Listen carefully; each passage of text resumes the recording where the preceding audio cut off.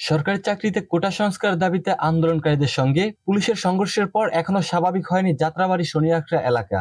আজ বৃহস্পতিবার 18 জুলাই সকাল 10টা পর্যন্ত ঢাকা চট্টগ্রাম মহাসড়কের এই অংশে যান চলাচল স্বাভাবিক হয়নি। সকালে দেখা গেছে মহাসড়কের শনিয়াখড়া এলাকায় যানবাহন আটকে শিক্ষার্থীরা সেখানে ক্রিকেট খেলছেন। গতকাল বুধবার বেলা 11টা থেকেই আন্দোলনে নামেন শিক্ষার্থীরা। সন্ধ্যার পর আওয়ামী লীগ ও সহযোগী সংগঠন এবং পুলিশ আক্রমণ করলে শিক্ষার্থীরা পাল্টা আক্রমণ করেন। এক পর্যায়ে বিক্ষুব্ধ মেয়র হানিফ ফ্লাইওভারের কাজলা অংশে টোল প্লাজায় আগুন ধরিয়ে দেন। যদিও রাত 3:15টার দিকে পুলিশ, র্যাব ও বিজিবির যৌথ টহলের পর যাত্রাবাড়ী শনিয়াখড়া এলাকায় যান চলাচল শুরু হলেও ফের তা দখলে নেয় আন্দোলনকারীরা।